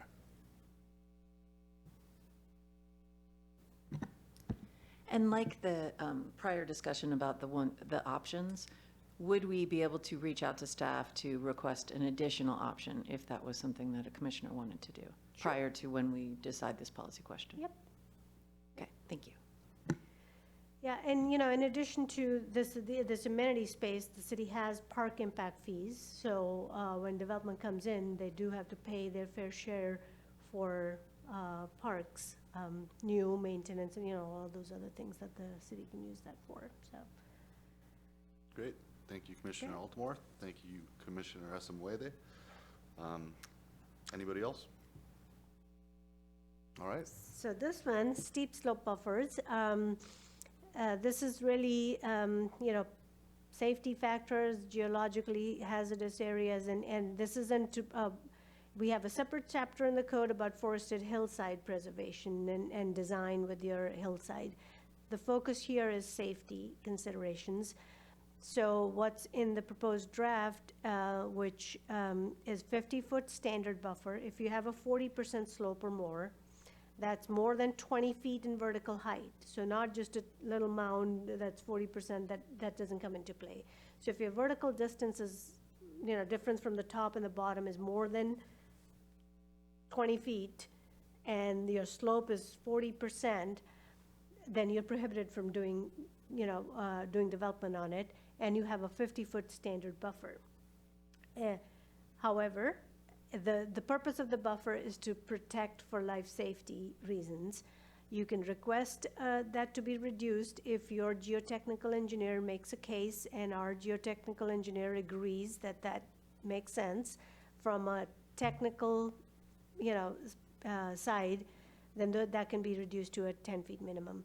The option 2 is, I think what you asked us was, can you have a slope height with a variable buffer width? So we asked our consultant to go research that, and I'll get into that in the next few slides. And then option 3, so then what he determined with the height is that there's a lot more things that go into safety factors. It's not just the height, it's the geology of the site that's equally important. So then he developed the option 3 based on slope geology. And then even then it determined that you still can't forego that you actually have to go and look at it on a case-by-case basis. You still need to do a geotech study, you still need to look at the soils, the amount of water, the type of, all of that becomes pretty complex pretty quickly. So one size doesn't fit all in that scenario either. So then we developed a 4th option just to discuss that, is you have a 50-foot buffer, you can ask for a buffer reduction, but you limit the standard buffer reduction to 50% of the slope height. So, that's just another variable. So we'll get into the specifics of what that looks like. In the example 2, which is based on this height, if you look at this H, if it's 20 feet, then you have a 10-foot from the crest, and then from the toe you have a 14 feet, and the side buffer you have 4. So it's based on this formula. It's half from the crest, half the height, 0.7 times the height, and 0.2 times the height. He created this for us, but then he really said you can't really act in vacuum and come up with this formula because there's still going to be so many variables. But this is what you'll get if you go with this formula based on the height. So that's one option. Then he looked at the geology and came up with 0.4 times the height. And so this takes into consideration the height as well as the slope material type. It still doesn't take into consideration hydrology and other things. And so there's some limitations based on this as well. So we just wanted to kind of flag that for you all. We've done the work. I think we've come to the same conclusion that it still makes sense to do a site-by-site assessment. And if there is no safety reasons, then that setback can be reduced to 10 feet. So you still have a 10-foot buffer and a 15-foot building setback. So even if you got the maximum buffer reduction, you still are 25 feet away from top or bottom of the slope. So that was rather technical, so does anyone have any questions about that particular one? So just to clarify, the simpler option number 1 is the preferred option? Administration's recommendation. Administration's, and is that quite similar to the past, the existing? It is, however, it's based on safety. It's not, preservation of ecological functions and things of that. And that's been handled in the forested hillside. So, however, there's been a lot of fixes in the code in terms of critical area study, what can and cannot be done. And these are like not pre-graded sites. So if you already have graded your sites, different, there's no prohibition if you already have a graded site versus an ungraded site. So there's a distinction there as well. No, it's all right. And then my question is that the option 1 factors in the geotechnical study as well as hydrology as well? Yeah, they look at it, the geotech report, in the code, we've really spelled out what your geotech report should include. So we used to have debates about what is included, what's not included, and so that has all been cleaned up. So our subject matter expert, our geotechnical engineer, worked with us to create that, and it's in the code now. What should your geotech report include, and what the evaluation will look like from a peer review standpoint. Okay, and do you think they would add something on hydrology, It's part of that. Oh, and the assessment. geotech, yeah, because I look at it as two different things. Geotech is more earth-based soils. Hydrology is drainage per se, but you're saying it's included But with in slopes, that. it does come into play, because if you're building a retaining wall, they do look at, are you gonna build pressure from water and all those kind of things. So they do evaluate structural design of walls and things like that. Okay, because I was looking at like drainage water actually going in the direction of the property as well. Correct, and so in the geohazard section, there's also the landslide potential areas, that does happen in Issaquah. And so that has its own section. Steep slopes is a separate section, coal mines is a whole section. And then the building code also has a seismic, when you design your buildings, you have to design them so that in whichever zone you're in case of an earthquake, you meet those safety standards. Okay, and I guess once it gets to design, I think one of the things I was harping on is the drainage, the actual water flooded, basically. Yeah. And also, once it gets to design, they would actually divert the water per se. If an example that may be utilized moves forward with placing a property around one of those slopes, if they get in, if they're able to move through, essentially. The Yeah, I mean, process. stormwater will look at that. I mean, the engineering team from the city will look at any kind of development that looks at, is gonna alter the hydrology or anything like that. Yes, we do review for all of that, but that's also different titles in Title 16. For stormwater Okay, specifically is handled Yes. in a Title 16. Okay, or thank you. 13, I can't remember now, yep. I just wanted to clarify the language. Right now, we have on option 1, it says current proposed code, and I wasn't clear if that is the draft in front of us, the Yeah, final that's draft? what's in the draft. And that's not what is currently in our code? That is also what's currently in What our is, code. so it is both.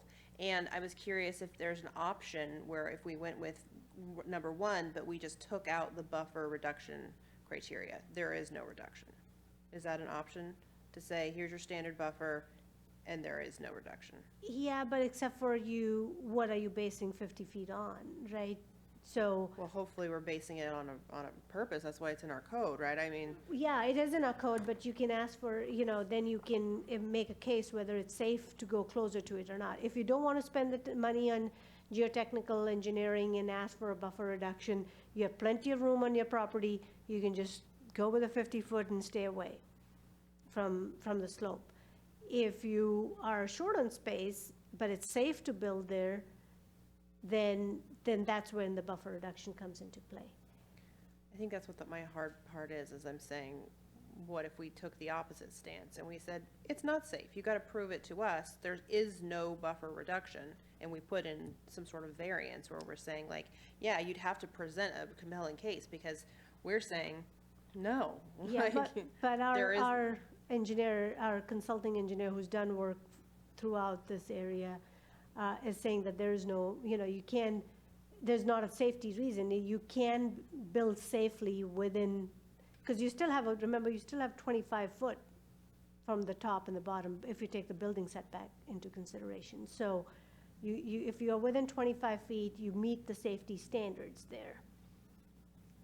So that's not even an option for us to just say, here's the standard buffer, and to do a no buffer reduction from the table allowed. You have to base it on why, and we're saying, our technical expert is saying there is no basis for just have a blanket take away, because it's all safety driven.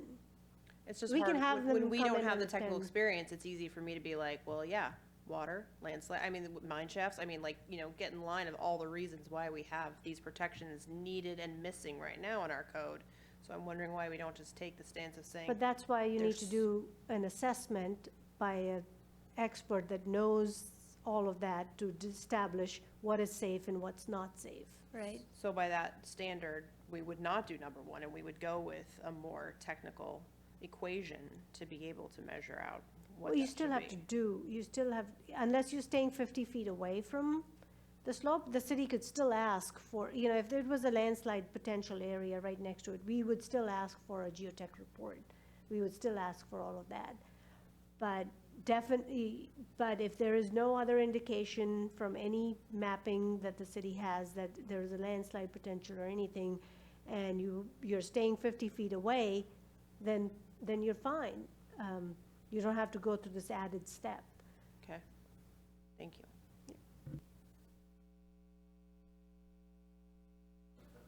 Darn you, Commissioner Lewis, inspired a question. I'm sorry not to have my notes fully on my screen here. Is there a difference in the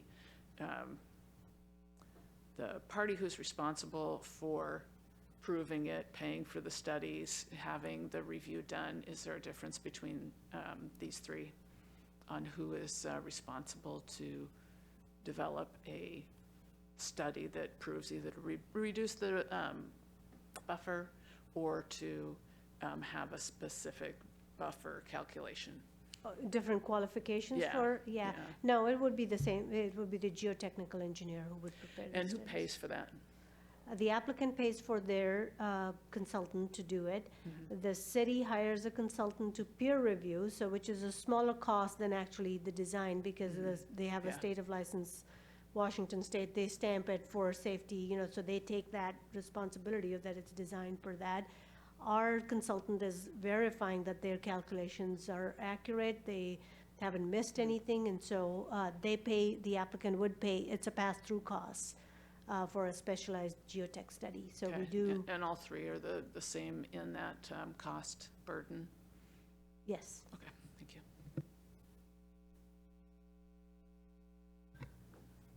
In the provided documentation that we have, it mentions a couple times that there's public perception that the buffer reductions are granted too often, as well as that adopting this proposed option one would result in more of that.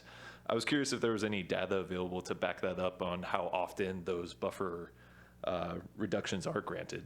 I mean, we captured that as a public comment, so yes, that's what we heard during the first round, that is what we needed to address, and we can run the data of how many peer reviews. It's hard because we don't do we can't run a report from a permitting because it's part of a project and without actually manually going through that. But anecdotally, yes, I mean, we have granted buffer reductions, but they've been based on safety, standards. So it's not untrue that we have given buffer reductions from 50 feet to 10 feet, but they've met the standard. On that note, I would also like to follow up with why, maybe just a little more explanation on why option one was favored over option four. As I understand the differences, but it seems like from the public perception that option four could potentially be, I guess, a middle ground or something to Yeah, reach. we came up with option four if we felt strongly about it, but, you still get the same kind of, so under option four, we could create the scenario, but you're getting a buffer reduction beyond so if I may go back to the slides that showed. So in this line where you see the slope height is, so let's pick a number which is 50 feet is your buffer. So the first line item, when you have a 10-foot setback, buffer at the crest, you have a 20-foot height difference. So currently, our buffers can go down to 10 feet under the buffer reduction. But if you had a 50-foot buffer, your slope height is 100 feet under this math, the way it works out. So you're really looking at going from 50-foot buffer to 10 feet and looking at the middle one, that it can't be half the height. I don't want to get into the weeds, yeah, maybe lose some of you. But that would be, if it's a 60-foot height, you've got a 30-foot buffer. So you wouldn't get a 10-foot buffer, you would get a 30-foot buffer. If, you know, I mean, if you think that's really an issue in Issaquah, we can do that, although our analysis in talking with our geotech, you know, they felt that that was not the case, so. But we've laid it out as an option if you feel strongly about it.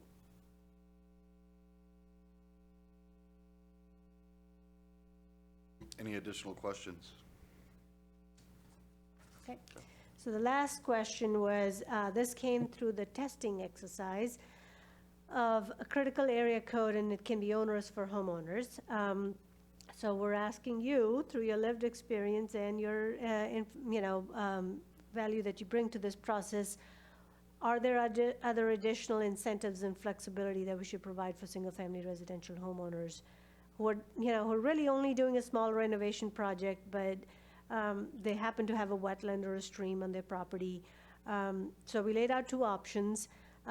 We can maintain our existing provisions.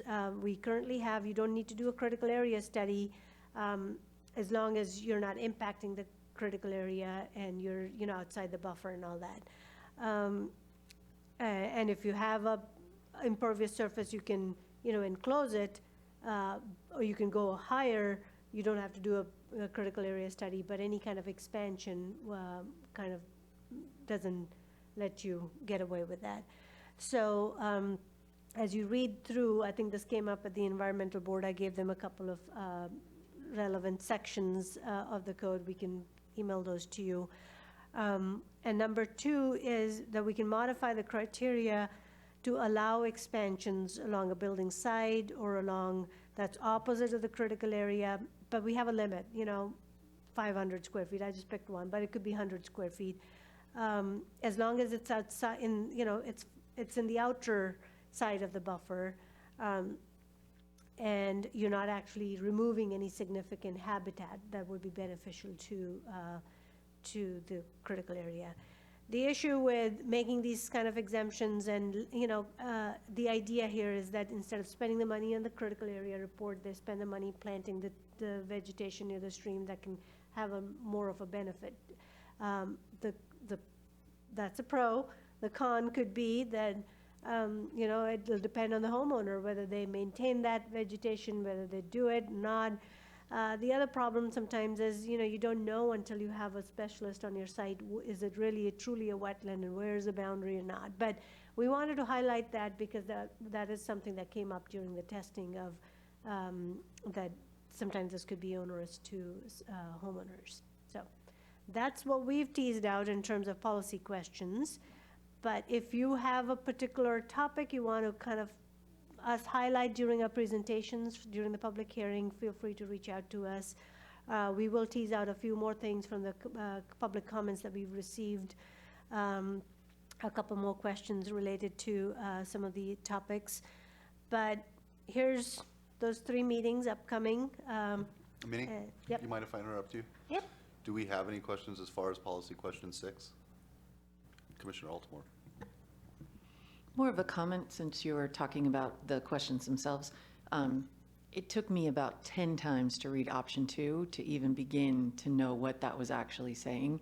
And so I don't know if there's a way to refine that language to make it a little clearer, to be able to, I got there, but it took quite an effort. We tried to pack too much in that one little piece. Absolutely, we can break it down. Thank you. I'll go real quick. I second that, and I was curious, I don't see an administrative recommendation for option 1 or 2. We don't have that. It was more about, do you want to do it? We can develop it based on either way. So effectively then 1, right, is the maintain, That's what's in the code now, yeah. and that's what the administration would recommend. We're open to, if you can come up with a creative way to address the unknowns, the fact that the environment could degrade over a period of time, how do we, or limit to what kind of additions potentially are okay. So that's just more for discussion and thought. Yeah. Let me ask you this, Minnie. kind of thinking outside the box here. We heard an earlier public comment about people aging in place. I don't know if this is discriminatory based on age. I don't even know if it's legal, but possibly if someone is a certain age, could that be something that is opened up, you know, as far as like an ADU? I don't know if that's a better question for legal counsel. I don't know. Yeah, It's just- you know, and we can have the city attorney answer that. I mean, those are hard to enforce too. I mean, we don't, you know, Right. it's like exercising government's power to say Sure. who's living here. I mean, that's not, Plus people move. yeah. Okay. Yeah, Nope, just, like I said, outside the box. Anyone else have any questions? right. Commissioner Essom-Whiting. Thank you very much. My question is, so option 2 is in addition to option 1. And I ask that because if they're doing expansion on the sides of the buildings, is it the expansion on the sides of the buildings on impervious area or green area, basically? Well, expansion would generally be impervious area, so you're eating into the required buffer that, by allowing expansions. Yeah, so I guess the question is, so the expansion will be impervious area, but the existing state before the expansion has to be already impervious area. Can you repeat that one more time? So if you have a house already and you expanded it on the side of the house, based on option 2, existed, can you still expand on the side of the house if it's grass next to the house, or as opposed to impervious area? If you have a patio on the side of the house, you know, it's Okay. impervious, you can enclose it under a code now. Okay. If it is grass, and it's in the buffer of a stream or a wetland, then you can't build on it. Then you can't expand. Okay, there you go, thank you. So it builds on option 1 essentially, where option 1 says you can essentially expand, and correct me if I'm wrong, within it impervious areas. Yeah, let me pull it up, one more time here.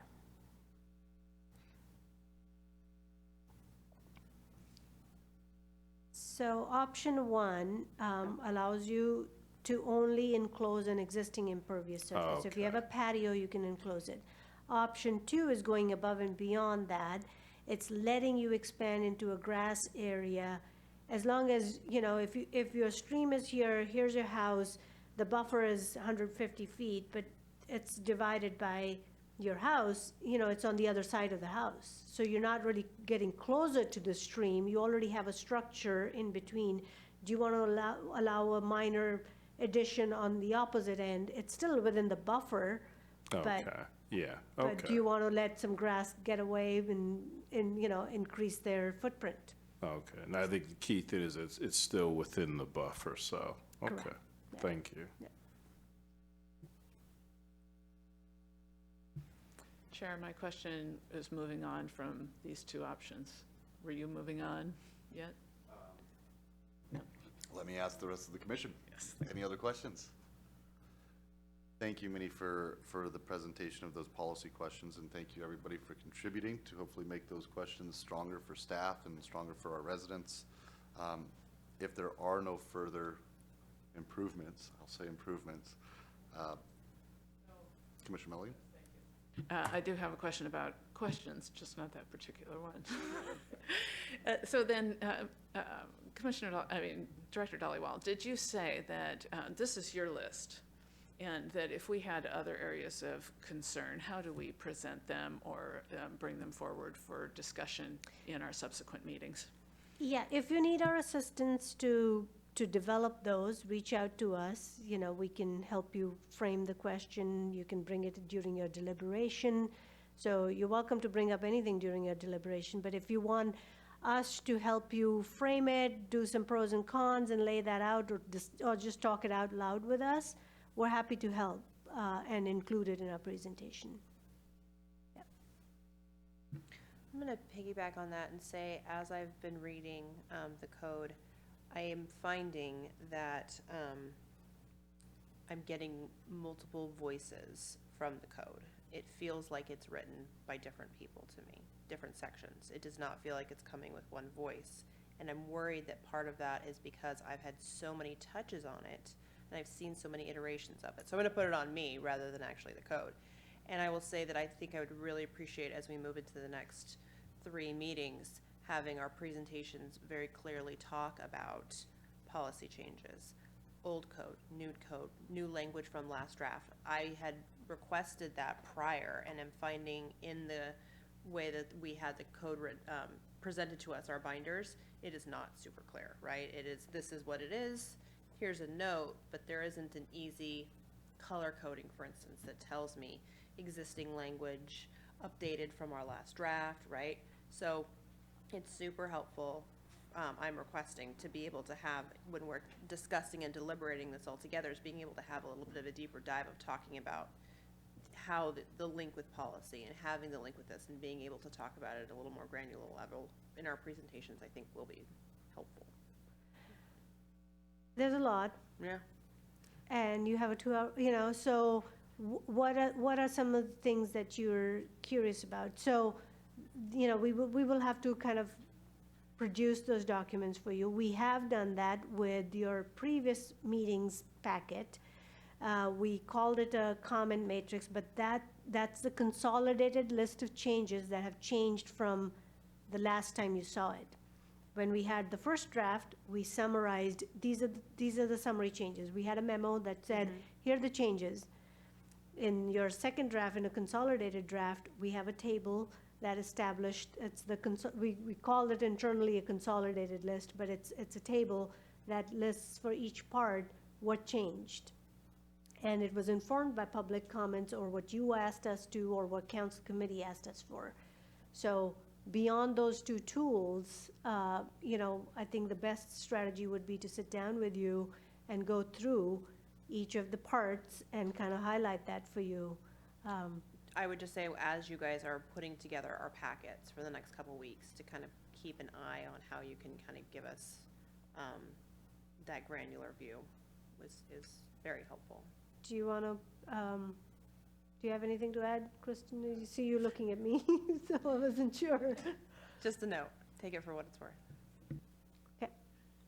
No, we want to be helpful, so, whatever that's helpful for your deliberation, we want to give you that. But I want to point to what you already have, which is the summary memos from the first draft. Then we have a consolidated comment that, what changed from the first draft. And then you have an executive summary that's captured at a high level of part 1, this is what we changed, part 2, this is what we changed. So those are the 3 documents we've produced. Maybe it's easy to give like an example, like outdoor lighting, for instance. Being able to say, we had a draft, we had discussions, we talked about it with the environmental board, right? And now the version that we're looking at, how is that evolved from the last draft? Like, I'm finding I'm having to like go back and try to compare some language to be like, wait, are we missing something? I feel like I'm not seeing something. So there are sections that are presented to us like, here it is. But I'm having a hard time actually being able to compare the exact apple to apple on a section. Yeah. Commissioner Lewis, let me just add to that. In the document, there are gray boxes and there are orange boxes, and I can't quite tell why some are gray and the others are orange. So a little bit of guide on the mapping, because that helps us when we look through here. I couldn't figure out the pattern. What are the gray ones and what are the orange ones? Yeah, I don't know either. I think they were blue and orange, so Stephen was trying to delete some of them, and I think the color kept changing or something like that. So it's more of a formatting thing.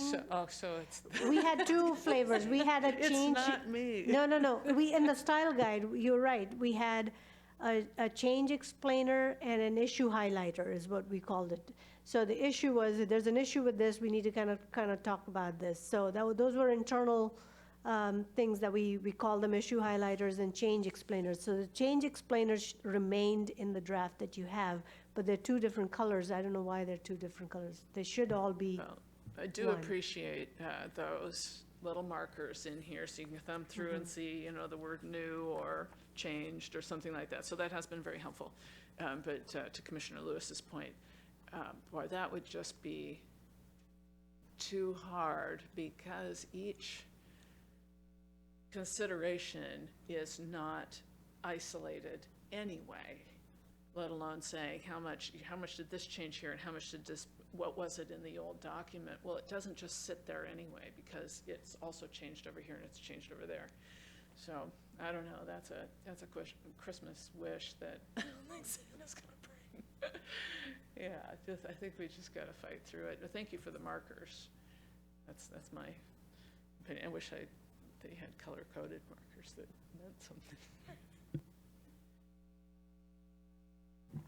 Any last questions as far as our policy questions? I'm going to ask Minnie to start moving forward. So I believe, Minnie, you're going to kind of let us know the layout of what you've, are we moving on to, are we done with regular business?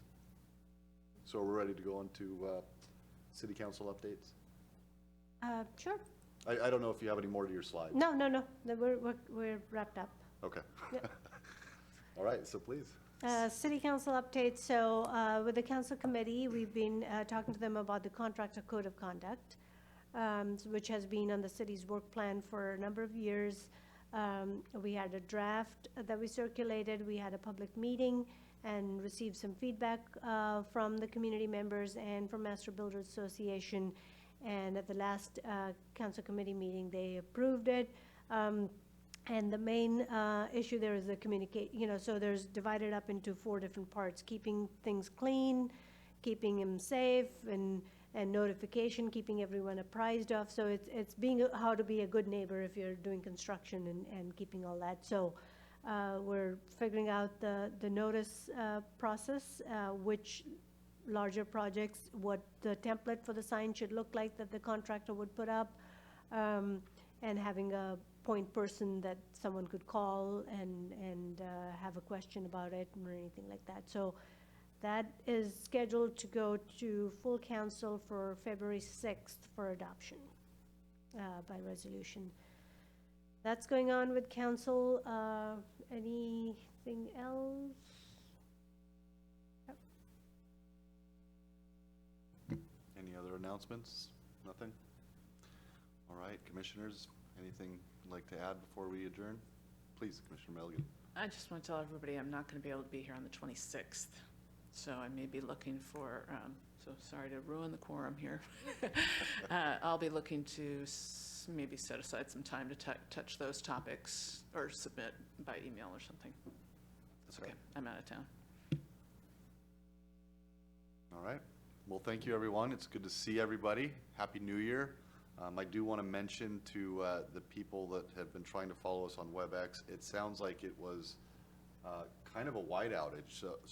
And to our noble staff who tried so hard to get us back online, this sounds like a regional problem, or regional, correct?